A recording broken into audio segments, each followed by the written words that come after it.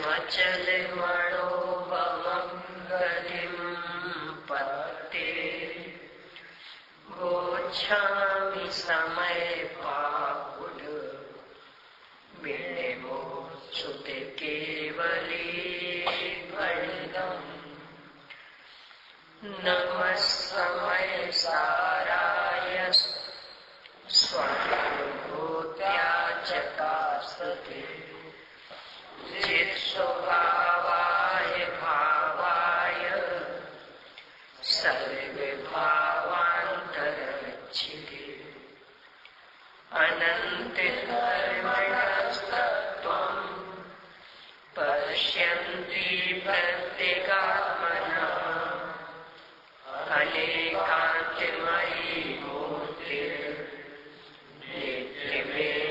प्रकाशिता परिणति हेतो मोहेनानुभावा द्रविडमनुभाव्य व्याप्तिकलमाश्रिताया मम परम विशुद्धि शुद्धिचिन्मात्रमूले भवतु समय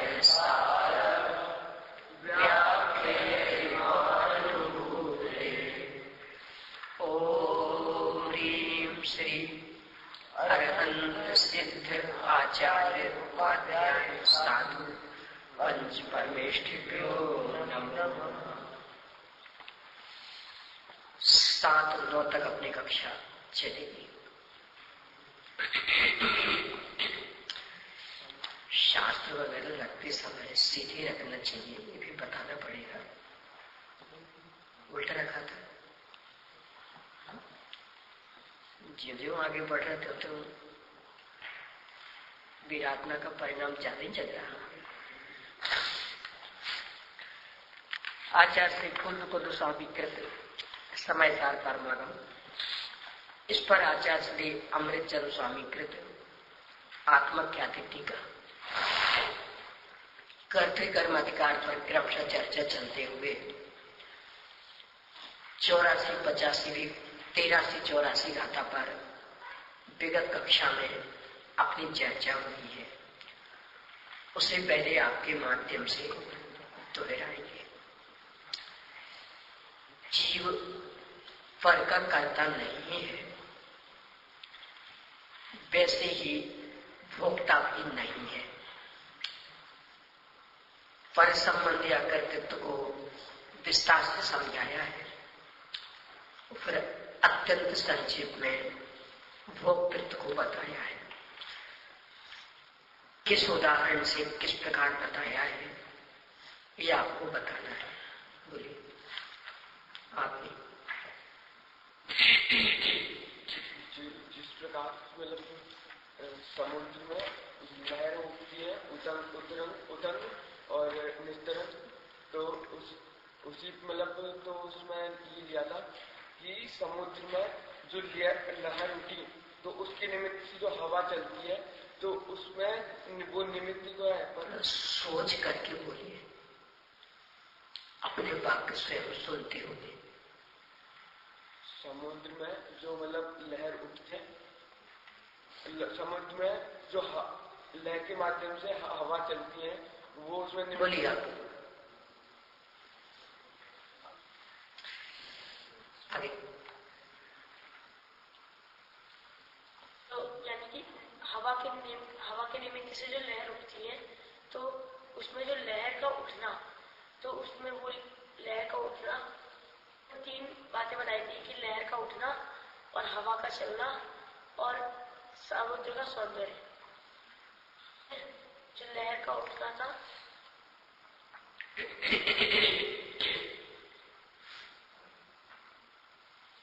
कि सौंदर्य में गंभीरता, उसमें तो आत्मा की गंभीरता रहता ना हमें। तो लहर उठना, लहर का उठना, ये इनका अभी रागादि भाव। प्रश्न क्या है मेरा? जब प्रश्न क्या है तो उत्तर किसका देते? जैसे उत्तरम और निस्तरम अवस्थाओं प्रश्न क्या है? कर्ता जो जीव है उसने कर्ता कर्म को किस उदाहरण से कर्ता कर्म को कर्तित्व को तो कर्ता कर्म में क्या फर्क पड़ना है? तो शब्द बदल दिए। बोलिए प्रश्न क्या है? प्रश्न इस प्रकार है कि कर्तत्ववाद तो पहले ही चल चुकी है। अब भोक्तत्व मतलब आत्मा अभोक्ता है कर्म का, पुद्गल का, तो उसको सिद्ध करने के लिए कौन सा उदाहरण है? प्रश्न ही ध्यान में नहीं रखोगे तो उत्तर क्या दोगे? बैठ जाएंगे। बोलिए। जैसे उत्तरम और निस्तरम अवस्थाओं में हवा निमित्त होती है, उसी प्रकार जैसे समुद्र में उत्तरम और निस्तरम अवस्थाएं होती हैं, उसमें आदि मध्य और अंत में व्याप्त होती हैं। कौन? उत्तरम और निस्तरम अवस्थाएं लहरें। बोलिए।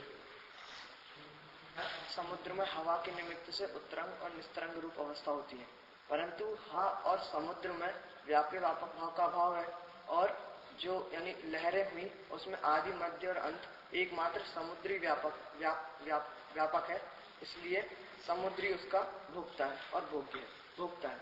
तो उसी भोग्य क्या है? भोग्य लहरें, क्योंकि उसमें सुंदरता उसकी लहरों की वजह से, इसलिए समुद्र भोक्ता और लहरें भोग्य। इस प्रकार उदाहरण बताया था और उसमें सिद्धांत इस प्रकार बताया था। इसमें एक पक्ष और था। और हाँ, समुद्र है, उसमें भले ही हवा चलने में निमित्त है, परंतु हवा का उसके साथ व्यापक भाव का अभाव है। वो तो बता चुके हैं। लहरों में एक पक्ष और था, एक तो और दूसरा निस्तरंग।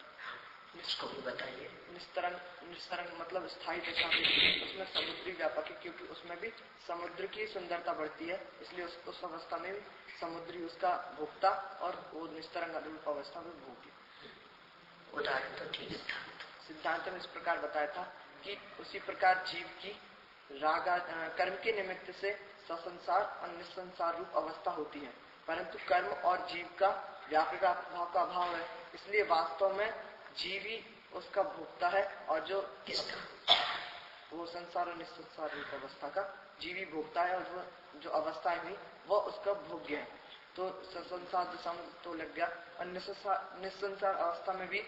निसंसार मतलब संसार से छूटने रूप। तो सीधा क्या कहेंगे उसको?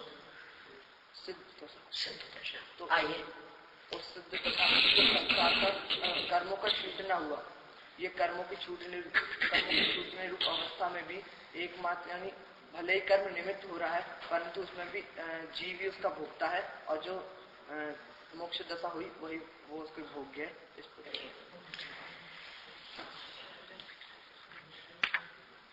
ये वस्तु स्वरूप होने पर भी लोक व्यवहार में इससे कुछ अलग हटकर चलता रहता। तो क्या चलता है, पहले आपको ये बताना है। इस प्रकार लोक में अनादि से घड़े का भोक्ता कुमारी है, इस प्रकार प्रसिद्ध है। उसी प्रकार अनादिकाल से लोक में तो ये प्रसिद्ध है कि कर्म का कर्ता वो कर्म का भोक्ता जीवी है। इस प्रकार का हम लोक में प्रसिद्ध। बहुत अच्छा, बैठिए। इस प्रसिद्धि का कारण क्या है?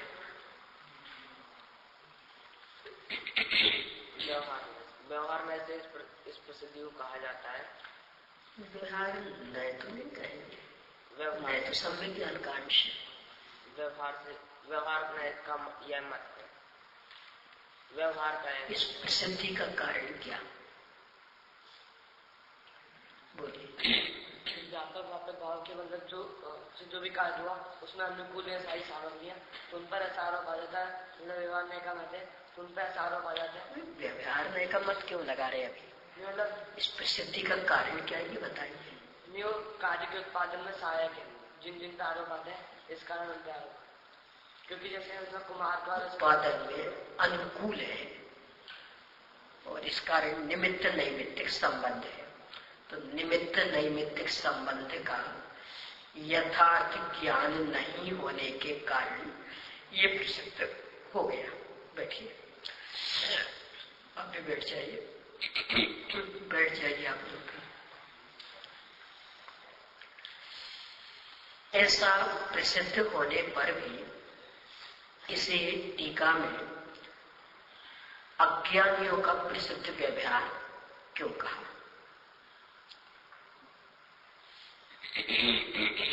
अज्ञानियों का प्रसिद्ध व्यवहार इसलिए कहा क्योंकि अज्ञानी की इस प्रकार से मान्यता होती है, अज्ञानी की इस प्रकार से मान्यता होती नहीं है कि वह पुद्गल कर्म से अपना कर्तव्य भोक्तत्व संबंध घटाए, इसलिए यहाँ पर अज्ञानी जी को तो शास्त्रों में भी ऐसा वर्णन क्यों आ जाता जब अज्ञानियों का व्यवहार है? तो शास्त्र में ऐसा वर्णन मतलब इसलिए आ जाता है क्योंकि वहाँ पे तो मतलब ज्ञानी तो पूर्ण विरक्त हो चुका है, उससे ज्ञानी को तो कुछ संबंध नहीं है। जो अज्ञानी है उनका अपराध बताने के लिए शास्त्र में ऐसा वर्णन आता है। अज्ञानियों की भाषा में ज्ञानी बोलते हैं, इसलिए बैठिए। यहाँ तक ही अपना प्रकरण हुआ है, यहाँ तक कि मैं आपको कुछ पूछना हो तो पूछ सकते हैं।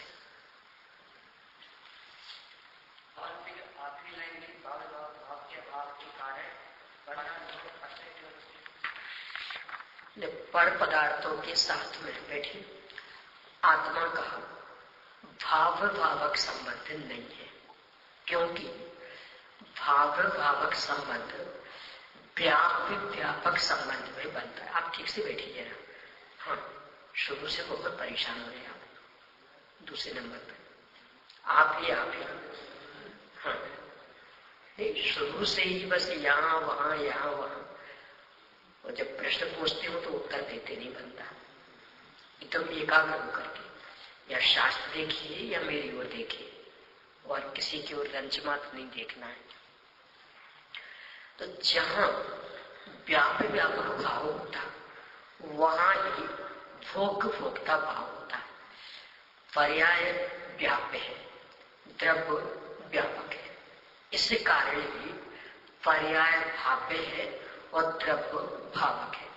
तो ये तो एक ही वस्तु में घटित होगा, कोई दूसरा द्रव्य भावक हो और किसी दूसरे द्रव्य की पर्याय भाव्य हो, ऐसा तो बनता नहीं है। पर पदार्थ अपने से भिन्न है, इस कारण उनकी पर्याय अपने भाव और अपन उनके भावक।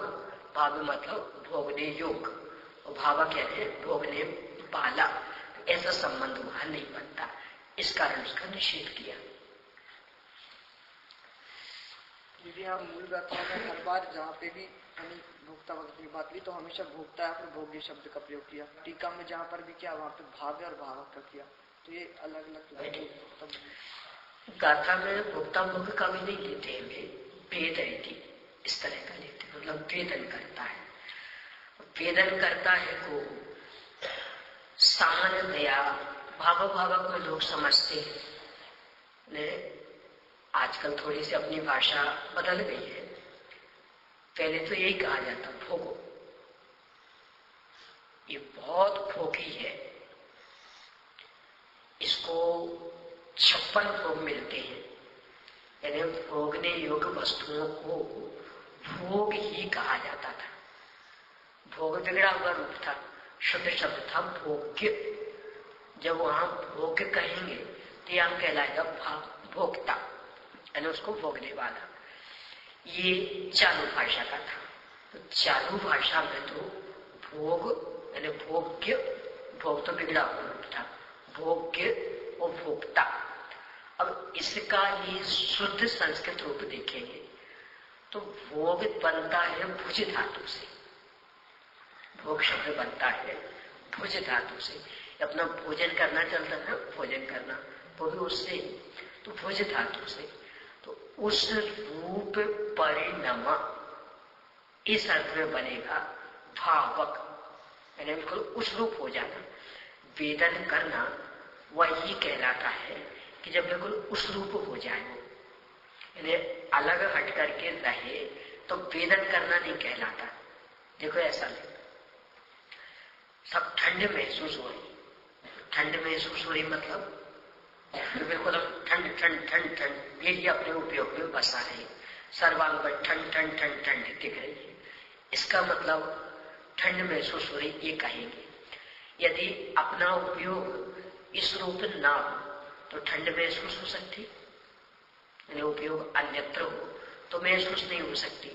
बस इस कारण उसे कहते भावक, यानी उपयोग का बिल्कुल उस रूप हो जाना तो भावक।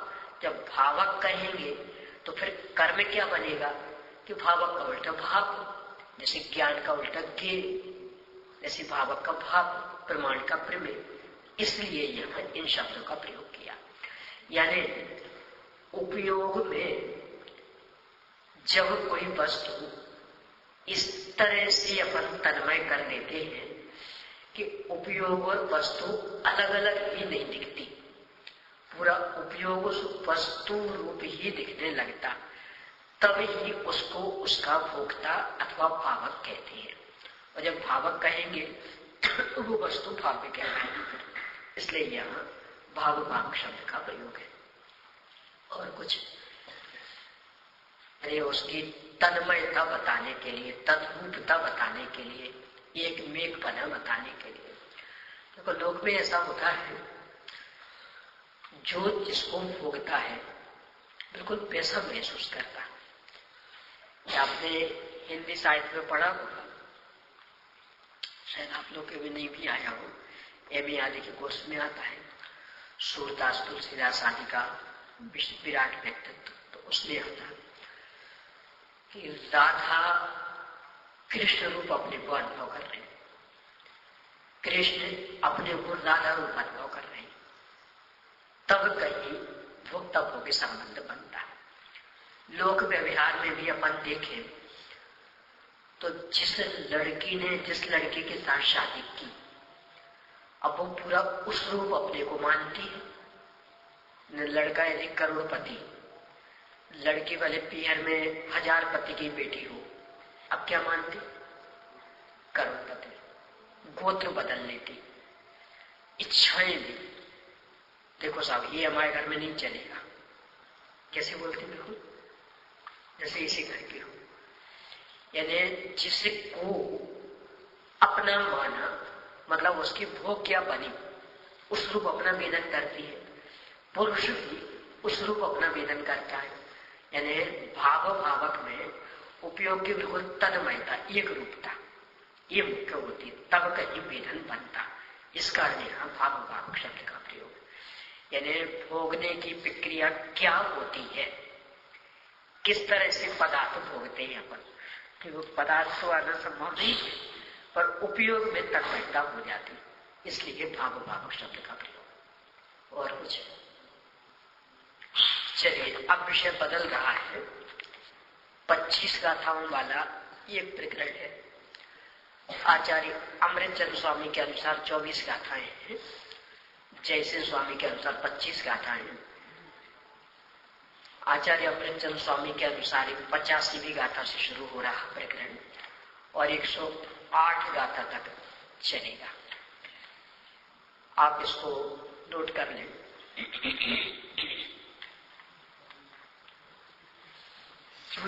क्रियावादी निराकरण, ये सब अंतर अधिकार की हेडिंग है।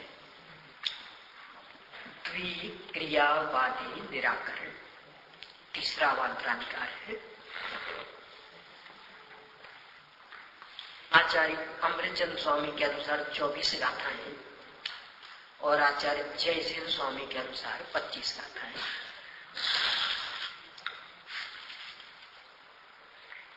इसमें सबसे पहले यानी मूल में ये 3 स्थलों में बटा हुआ प्रकरण है।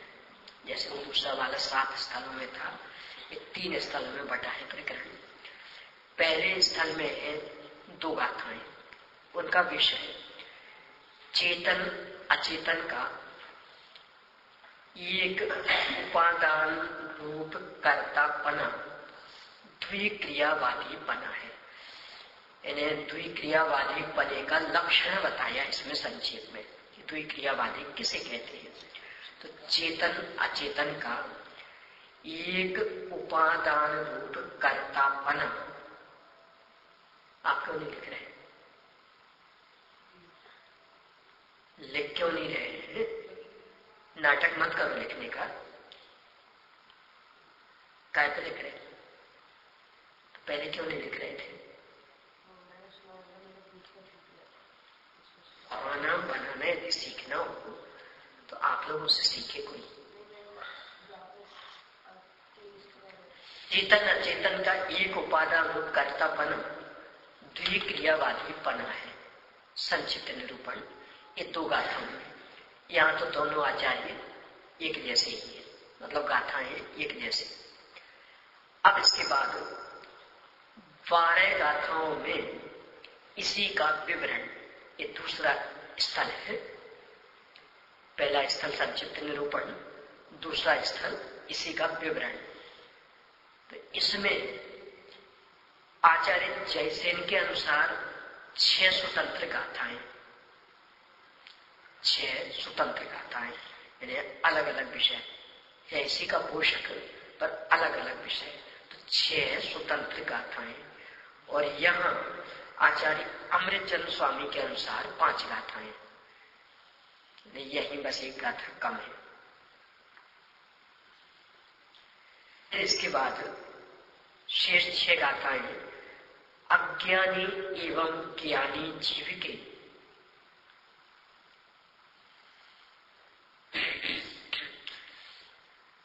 कर्तृत्व और अकर्तृत्व की मुख्यता से 6 गाथाएं।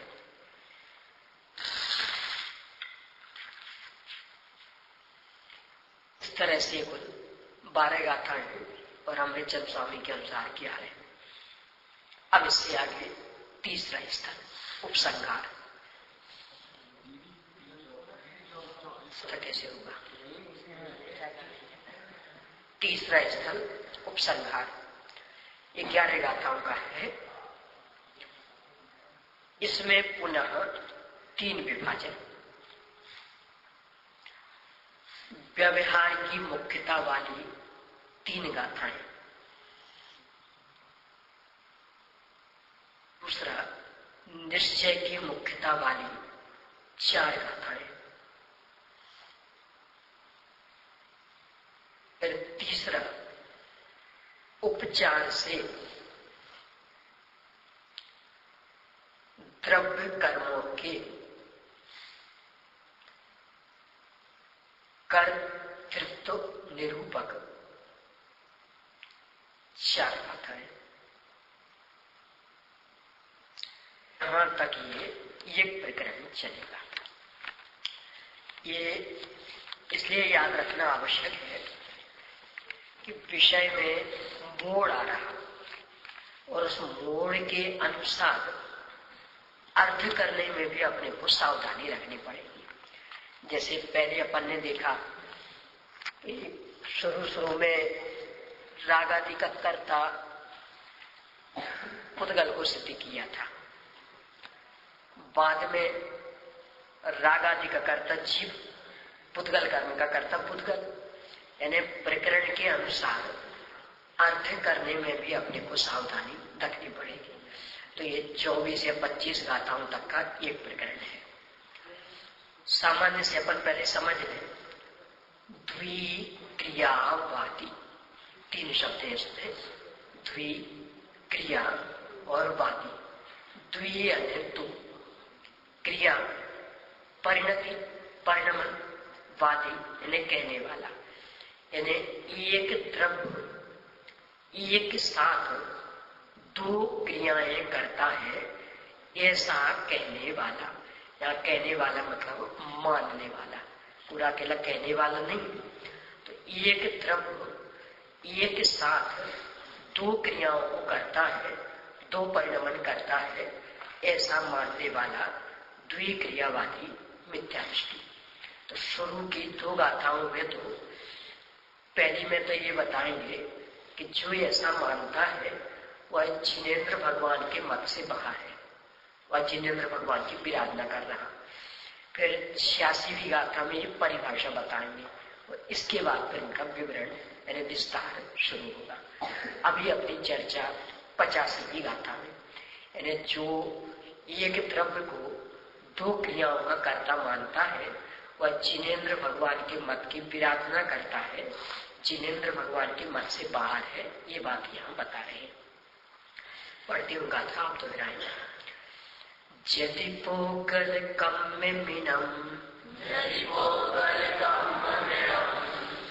कोपतितं चैव वेदयदीयादा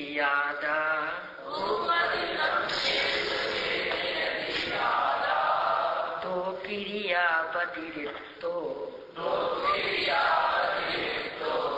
उपसज्यते शोचिनावमदम्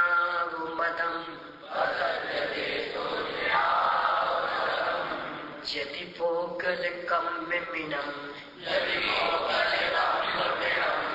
कोपतितं चैव वेदयदीयादा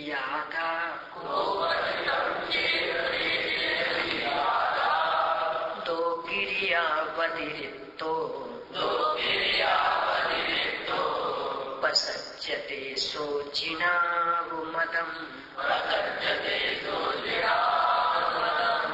पढ़िए एक शब्द।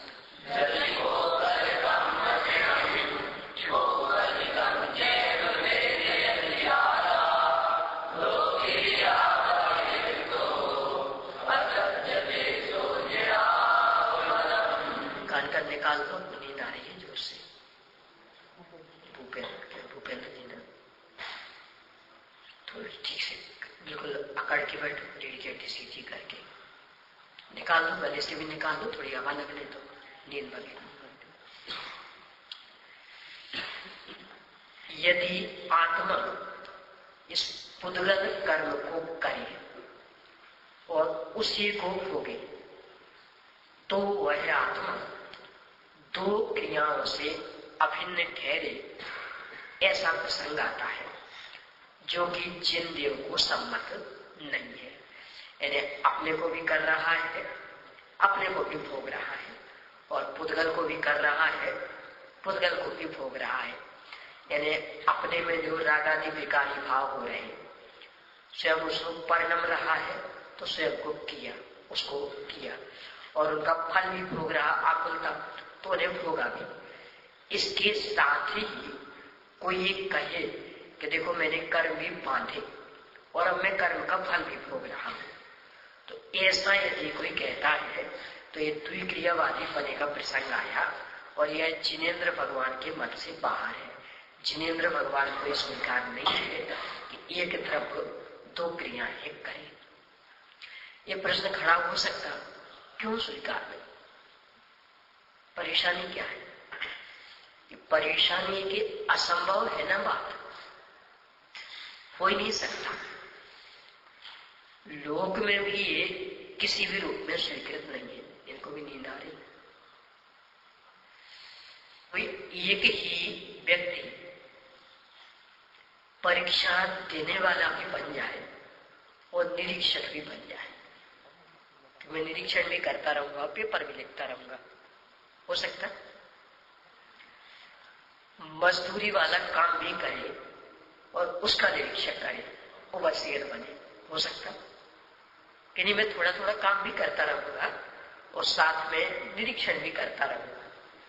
अरे इतना तो दूर, प्रयोग करके देखना, उंगली ऐसी ऐसी हिलाना और भोजन करना। भोजन तो मुंह से करना है, मान लो इस हाथ से भोजन करोगे तो ये छोड़ देना, इसके ऊपर हिलाना, और इस हाथ से गिरास देना। गिरास लेने के बाद, क्योंकि ये तो आदत में है, इसमें उपयोग नहीं लगाना पड़ता, चबाने में भी उपयोग नहीं लगाना पड़ता, पर जो निगलते हैं उसमें उपयोग लगाना पड़ता। तो ये उंगली हिलाते रहना और निगलना, फिर देखना ही दो काम एक साथ हो सकते हैं क्या? इतना सा काम भी एक साथ नहीं हो सकता। एक हाथ की उंगली हिलती रहे और यहां मुंह से निगला जाए, उपयोग एक है, शक्ति एक है, एक जगह लगेगी।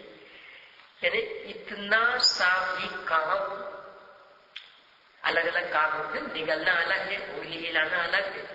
तो ये दो काम एक जीव नहीं कर सकता। तो पुद्गल का कैसे करेगा ये और कैसे उसको भोगेगा? फिर भी यदि कोई मानता है तो वास्तव में वो जिनाज्ञा का उल्लंघन करने वाला है, जिन्हें भगवान की विराधना कर रहा है, ऐसा यहाँ कह रहे हैं। ठीक है, टीका देखिए। पहले तो परिभाषा दी है, फिर इसके बाद उदाहरण द्वारा उसे स्पष्ट करेंगे। पहले तो जगत में जो क्रिया है सो सभी ही परिणाम स्वरूप होने से वास्तव में परिणाम से भिन्न नहीं है, परिणाम ही है। इतने पर पहले तक चर्चा करें। जो क्रिया, यहाँ क्रिया मतलब उत्पाद्य है, क्रिया मतलब परिणमनशीलता। प्रत्येक द्रव्य में जो परिणमन चल रहा, देखो दो चीजें एक साथ है। एक तो परिणमनशीलता और दूसरे वो परिणाम। यानी राग हुआ तो एक तो वो राग रूप पर्याय और एक इस राग का उत्पाद और पिछली पर्याय का व्यय। ये दो चीजें एक साथ हुई ना। तो जो वो पर्याय हुई, यदि अपन अंतर डालने को देखें, अंतर डालना चाहे तो ऐसा डाल सकते कि उनको तो कहते हैं पर्याय की उपाधि। राग है, वीतरागता है, आप गुरुदेव से की भाषा में भी समझेंगे, आपको भी नींद आ रही चिन्मय भैया। तो गुरुदेव से की भाषा में यदि समझेंगे तो बहुत मिलेगा ही कि वे जो भी रागादि पर्याय है, राग है, वीतरागता है, मोह राग द्वेष है, इन्हें कहेंगे पर्याय की उपाधि। और जो वो बदलाहट है, परिणमनशीलता, उत्पाद है, ये है पर्याय। इस तरह की भाषा गुरुदेव श्री की है। यहाँ कि जो वो बदलाहट है उसे कह रहे हैं क्रिया। यानी उत्पाद है तो ये तो क्रिया। और वो उत्पाद किस रूप हुआ तो वो कोई एक पर्याय खुल करके सामने आएगी, तो उसे कह रहे हैं परिणाम। यानी एक पर्याय की पर्याय रूपता और एक पर्याय। तो उत्पादशीलता ये तो है पर्याय की पर्याय रूपता, उसे यहाँ क्रिया कहा है। और जो वो पर्याय व्यक्त हुई उसे कहा है परिणाम। तो यहाँ क्या लिख रहे कि जगत में जो क्रिया है सो सभी ही परिणाम स्वरूप होने से वास्तव में परिणाम से भिन्न नहीं है, अभिन्न है। यानी उत्पाद व्यय के अतिरिक्त पर्याय क्या है, अथवा पर्याय के अतिरिक्त उत्पाद व्यय क्या है। इसलिए क्रिया और कर्म, परिणाम मतलब कर्म, ये दोनों अभिन्न है, एक है। इस पहली पंक्ति में तो इतना सिद्ध किया। अब दूसरी में परिणाम भी परिणाम यानी द्रव्य से भिन्न नहीं है, क्योंकि परिणाम और परिणामी अभिन्न वस्तु है, भिन्न भिन्न दो वस्तु नहीं है। अब ये कि जो वो काम हुआ वो उस द्रव्य से अभिन्न है। देखो इसको ऐसा लिया अपन, ये उंगली सीधी है फिर टेढ़ी हुई, तो सीधी कौन थी, टेढ़ी कौन हुई, उंगली। अब इसमें एक उंगली ले ले अपन सामान्य, और सीधापन एक पर्याय, टेढ़ापन एक पर्याय। तो सीधी भी उंगली थी और टेढ़ी भी उंगली हुई, और सीधा और टेढ़ापन अलग अलग है नहीं। तो पहले वाक्य में तो ये बताया कि जो ये सीधापन था ना और फिर टेढ़ापन हुआ, बस ये परिणति यानी क्रिया, ये क्रिया परिणाम ही है। यानी इसको टेढ़ापन और सीधापन से अलग आप कहीं खोजने जाएंगे तो मिलने वाला नहीं है। यानी सीधेपन का व्यय और टेढ़ेपन का उत्पाद, बस इसका ही नाम है उंगली सीधे से टेढ़ी हुई। तो टेढ़ापन और सीधापन अलग मिल जाए और वो परिणमन कहीं अलग मिल जाए, ऐसा होने वाला नहीं। ये तो पहले वाक्य में कहा। इसलिए परिणाम और परिणति मतलब कर्म और क्रिया ये अभिन्न है, ये पहले वाक्य में। अब दूसरे वाक्य में कि उंगली ये है परिणामी, यानी परिणमन करने वाली, और सीधापन और टेढ़ापन ये उसका परिणाम। तो यहाँ कह रहे जो वो उंगली है वही पहले सीधी थी और वही टेढ़ी हुई, तो सीधेपन में और टेढ़ेपन में वो उंगली ही पसली हुई। इसलिए परिणाम परिणामी से अभिन्न है, यानी टेढ़ापन और सीधापन उंगली से अभिन्न है। उंगली के अतिरिक्त कहीं आप टेढ़ापन और सीधापन खोजने जाएंगे तो मिलने वाला नहीं है। ये वस्तु का स्वरूप, ठीक है। द्रव्य और पर्याय, तो उसमें वस्तु के स्वरूप की स्थिति क्या है ये बताइए कि प्रत्येक द्रव्य ही अपनी पर्याय रूप से परिणमित होता है। तो जो पर्याय प्रगति वो तो है परिणाम, और प्रगटने की प्रक्रिया यानी उत्पाद्य वो है उसकी क्रिया, और जो उस रूप से व्यक्त हुआ वो है उसका परिणामी, यानी द्रव्य परिणामी, वो पर्याय परिणाम, और द्रव्य का पर्याय रूप से परिणमन ये है उसकी परिणति यानी क्रिया। ठीक है, कोई पूछना है इसमें? यहां तक वस्तु स्वरूप बताया। अब इसका निष्कर्ष, इसलिए यह सिद्ध हुआ कि जो कुछ क्रिया है वह सभी क्रियावान से यानी द्रव्य से भिन्न नहीं है। यानी वो उंगली का कि चाहे वो सीधी हो चाहे टेढ़ी हो, उंगली रूप ही है, उंगली से अलग कुछ भी नहीं है। इसी प्रकार वस्तु स्थिति से ही यानी वस्तु की ऐसी ही मर्यादा होने से क्रिया और कर्ता कर्म की अभिन्नता सदा ही प्रकट होने से ये वस्तु का स्वरूप, कि वस्तु की स्थिति यानी वस्तु की मर्यादा, वस्तु का स्वरूप ही ऐसा है कि क्रिया कर्ता से अभिन्न होता है, पर्याय द्रव्य से अभिन्न होती है, द्रव्य पर्याय से अभिन्न होता है। मात्र उस समय के लिए समझना त्रैकालिक नहीं, पर उस समय अभिन्न है। तत्काले तन्मयम की परिणतम, प्रत्यंसाजी की 8वीं गाथा के उत्तरार्ध की पंक्ति, तत्काले तन्मयम की परिणतम। सबसे अंत में सोल निकाल लो, नींद आ रही बहुत जोर से, अपनी टोप निकाल लो और रीढ़ की हड्डी बिल्कुल सीधी करके बैठो। कितना सारा समय आपको जगाने में ही मेरा खर्च होता है हमेशा। रीढ़ की हड्डी सीधी करके बैठो। तो तत्काले तन्मयंति परिणतम। अब यहां ध्यान दो, क्या है? बहस करने के लिए कहा है। फिर प्रवचनसार जी की 8वीं गाथा का उत्तरार्ध कि उस समय द्रव्य पूर्णतया उस रूप परिणमित होता है।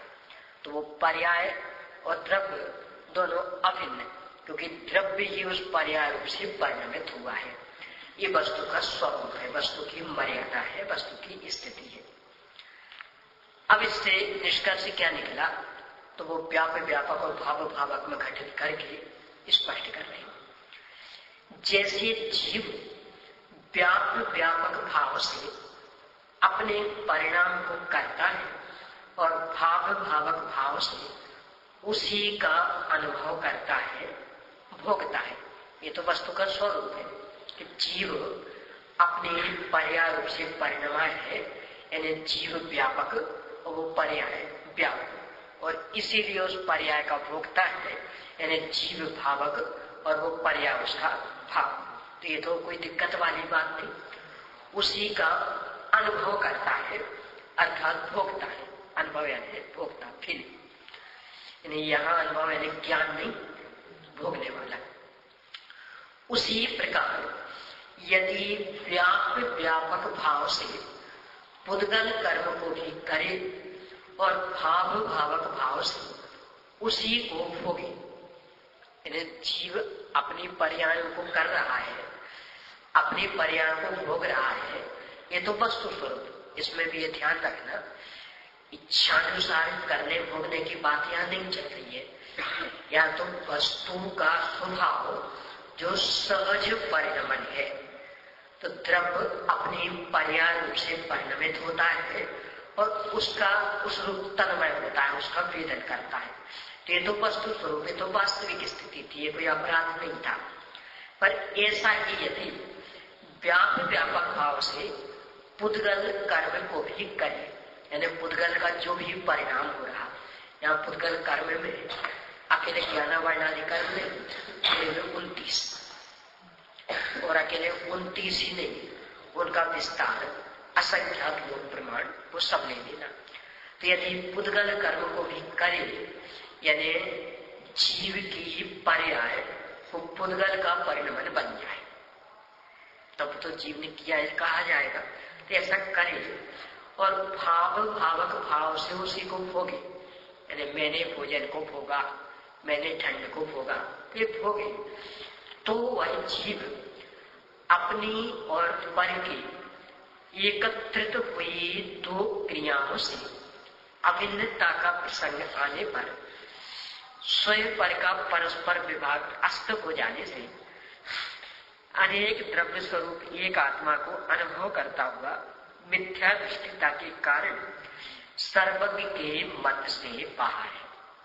क्या समस्या आ गई कि इसने अपने को भी किया, पर को भी किया, अपने को भी भोगा, पर को भी भोगा, तो अपनी और पर की एक साथ हुई दो क्रियाओं से अभिन्न हो गया, एक में हो गया।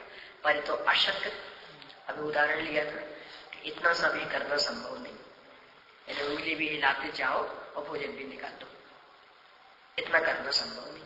स्वयं पेपर लिखते भी जाओ और निरीक्षण भी करते जाओ, ये करना संभव नहीं। तो जब असंभव है और फिर भी ये कर रहा है, क्यों कर रहा? कि स्वयं पर का परस्पर विभाग इसकी दृष्टि में अस्त है, यानी ये मैं हूं, ये पर है, ऐसा भेद विज्ञान इसकी दृष्टि में नहीं है। तो इसको पर पदार्थ का परिणमन भी अपना कार्य लग रहा और भेद विज्ञान अस्त हुआ, यानी अनेक द्रव्य स्वरूप एक आत्मा का वह अनुभव कर रहा, यानी आत्मा रागादि को भी करता है, उनकी आकुलता को भी भोगता है और पुद्गल कर्म भी बांधता है और उनके फल को भी भोगता है। तो इसने अनेक द्रव्य स्वरूप एक आत्मा का अनुभव किया। चूंकि ये वस्तु स्वरूप नहीं है, सर्वज्ञ भगवान वस्तु स्वरूप का प्रतिपादन कर रहे हैं, इसलिए ऐसा मानने वाला वस्तु स्वरूप से विरुद्ध मानने वाला है।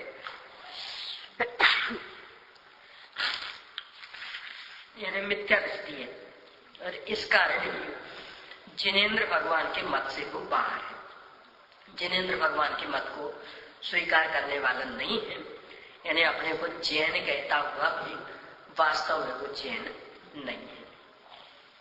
भावार्थ देखिए, विषय अलग से कुछ नहीं है, उसको ही संक्षिप्त करके सरल शब्दों में प्रस्तुत किया।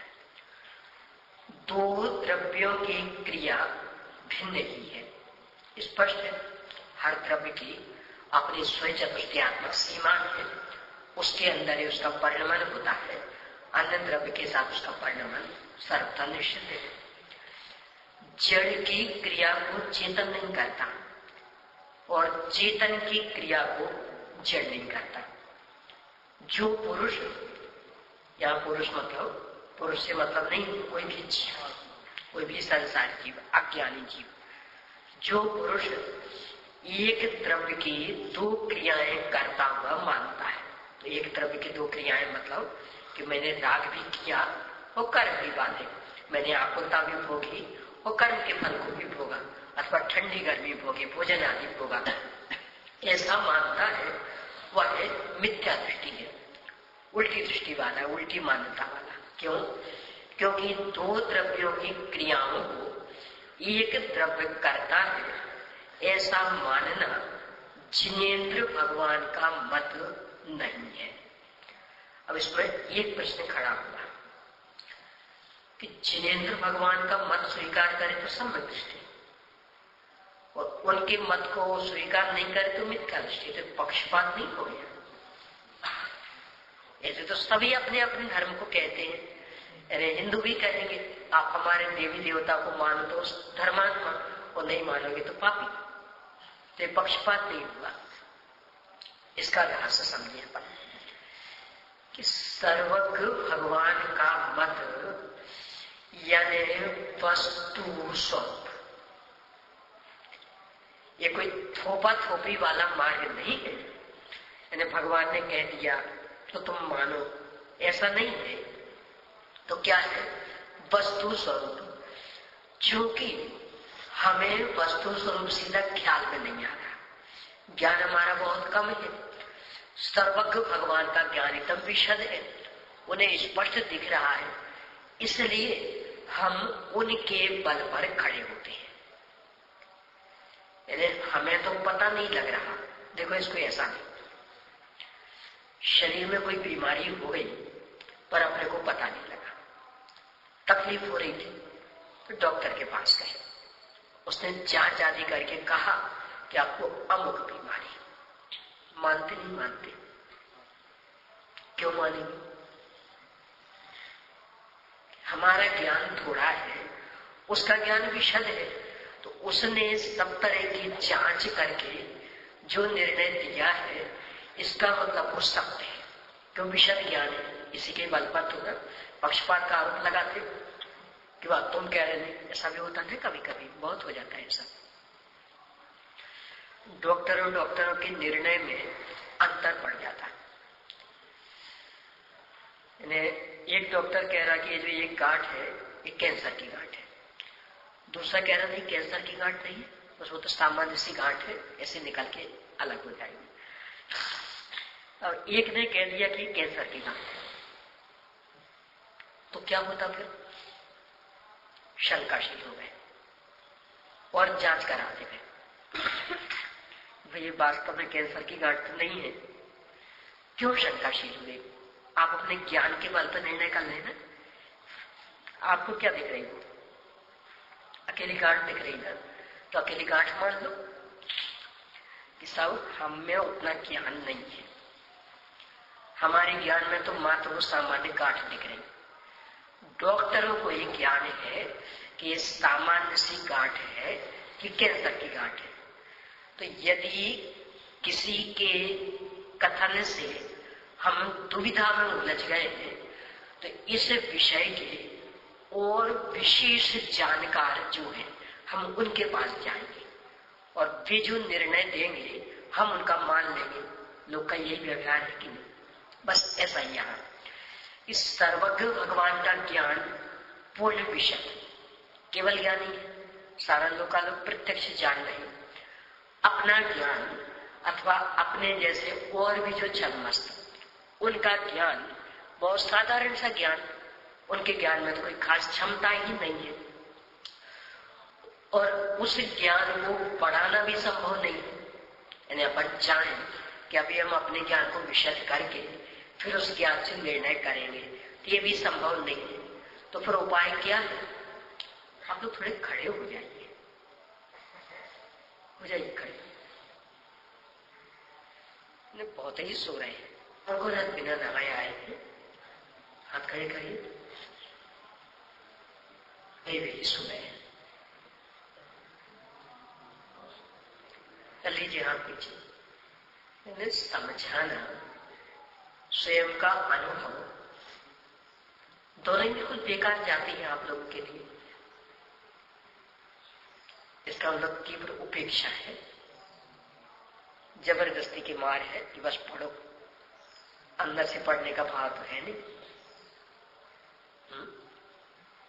कोई ज्यादा जल्दी नहीं लग रही कक्षा, 6 बजे तो बहुत देर होती है, 4 बजे ब्रह्म मुहूर्त हो जाता है, तो भी सावधान नहीं। अपने स्वयं का भी उपयोग बर्बाद करना, दूसरों का भी उपयोग बर्बाद करना, पढ़ाने वाले का भी समय उसी में जाए। ये किसको पढ़ाए? सब सोते सोते चेहरे सामने दिख रहे, कैसे बोलने का भाव आएगा? पत्थरों को देख करके किसी को बोलने का भाव आता है क्या? कल से बिल्कुल सावधानी चाहिए। सीधा खड़ा रखा जाएगा आपको पूरी कक्षा भर, यानी जब से सोना शुरू करेंगे तब से लेकर के पूरी कक्षा पर्यंत खड़ा रहना पड़ेगा। यदि नहीं चाहते हो तो चुपचाप नहा करके आइएगा, तो फ्रेश होकर के आइएगा तो आलस कम आता है, नहीं तो फिर खड़े खड़े सुनना पड़ेगा। तो अपनी चर्चा ये चल रही कि विधि पक्षपात हो गया ना, सर्वज्ञ भगवान ने कहा सो मानो, और यदि तुम उनका नहीं मानोगे तो मिथ्या दृष्टि। तो ये तो सभी कहते हैं। इस पर अपन देख रहे हैं कि ऐसा नहीं है, ये कोई थोपा थोपी का मार्ग नहीं है। तो क्या है कि जैसा अपना और डॉक्टर का, कि अपना ज्ञान बहुत कम है, सीधा उसको नहीं समझ पाता, डॉक्टर का ज्ञान उस विषय में बहुत विशद है।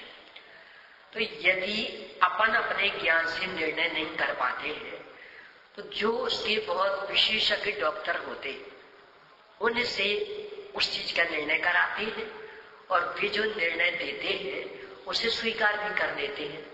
तो ये पक्षपात की निशानी हुई कि हमने अपनी अल्पज्ञता को स्वीकार करके अल्पज्ञता होते हुए भी हम कष्ट न भोगे, इसके लिए एक विशेष मार्ग अपनाया, इसकी स्वीकृति हुई।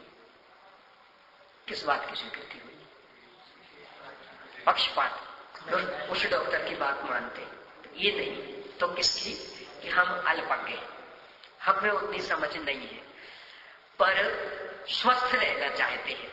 तो जो इसके विशेषज्ञ हैं उनके ज्ञान का उपयोग करके हम स्वस्थ रहेंगे, बीमारी का अभाव करेंगे।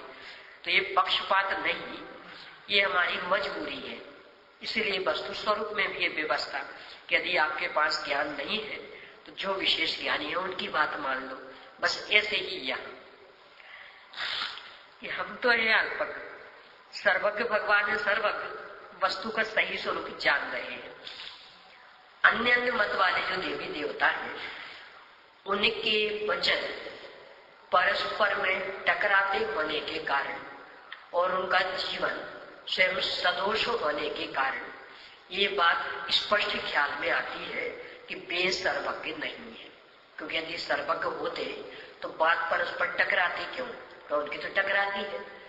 अपने जो सर्वज्ञ भगवान ये पूर्ण निर्दोष है, भीतरागी है और सर्वज्ञ है, इसलिए इनकी बात परस्पर में टकराती नहीं है।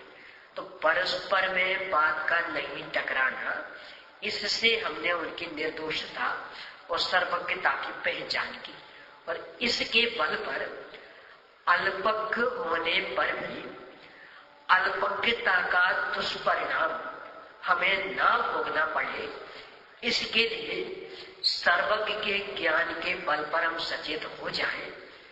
इस संदर्भ में सर्वज्ञ को यहाँ उपस्थित किया कि वे सर्वज्ञ की बात नहीं मान रहे, यानी विशेषज्ञ की बात नहीं मान रहे।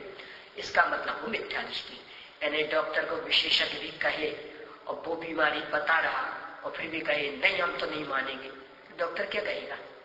मत मान, हमारे क्या बिगड़ना, तुम ही कष्ट भोगोगे। ऐसे ही यहाँ कि सर्वज्ञ भगवान की बात नहीं माने तो सर्वज्ञ भगवान क्या कहेंगे? मत मानो, हमारा क्या बिगड़ना, कष्ट तुम ही भोगोगे, इसलिए वो मिथ्या दृष्टि। ठीक है, यहां तक तो ये स्वरूप की अपेक्षा उसको मिथ्या दृष्टि क्यों कहा, ये सिद्ध किया। अभी कि वो द्विक्रियावादी जो कहा आपने, द्विक्रियावादी का मतलब क्या? अपन ने तो संक्षेप में ले लिया था, यहाँ गाथा में वो परिभाषा दे रही है कि द्विक्रियावादी मतलब क्या है, द्विक्रियावादी किसे कहते हैं। पढ़ते गाथा।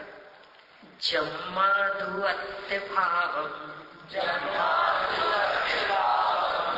भोगल भावम च दो विको बंती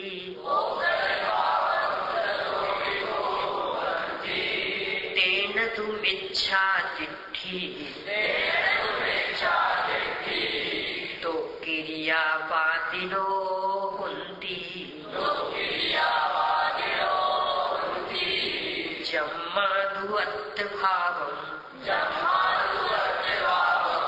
मोगलभावं च तो विकोपन्ति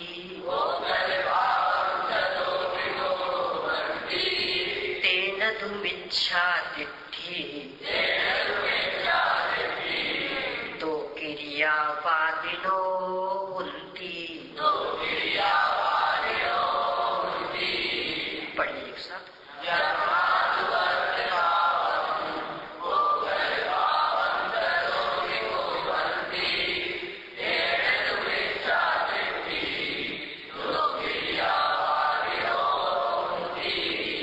सीधा सीधा ऐसा ही तो जब क्योंकि वह अत्भाव अपने भाव को, या भाव मतलब परिणाम, पर्याय, दशा, और पुद्गल भाव, पुद्गल भाव को यानी पुद्गल के परिणाम को, दो भी इन दोनों को ही कुपंती करते हैं।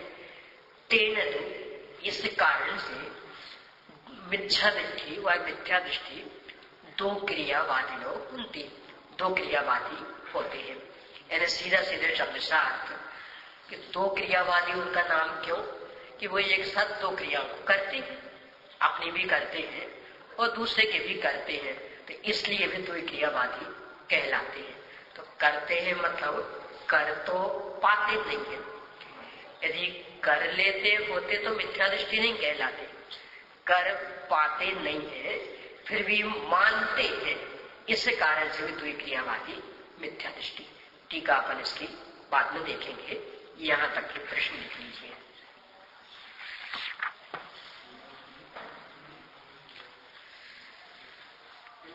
द्वि क्रियावादी के निराकरण परक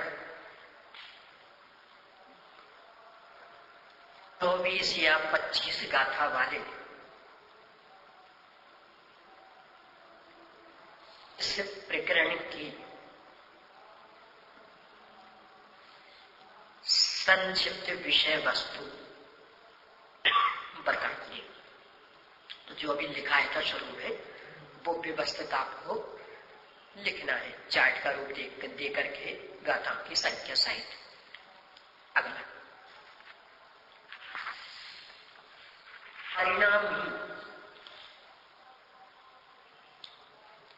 परिणाम और क्रिया का स्वरूप स्पष्ट करते हुए इनकी परस्पर अभिन्नता बताइए। अगला द्विक्रियावादी मिथ्या दृष्टि क्यों है? अगला सर्वज्ञ की बात को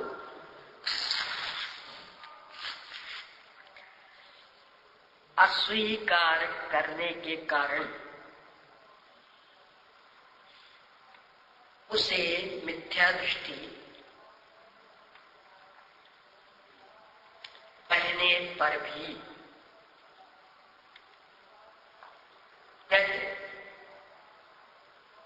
पक्षपात क्यों नहीं है?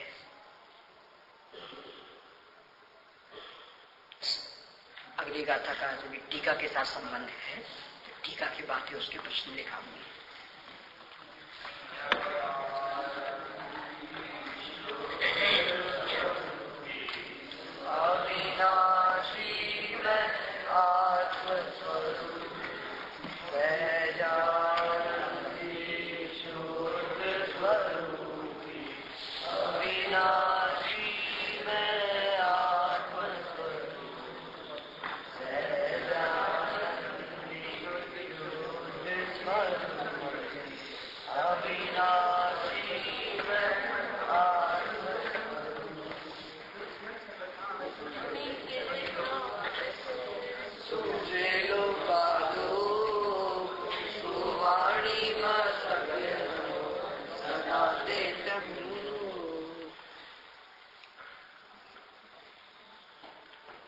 समुद्र कर दे भगवतों की जय हो।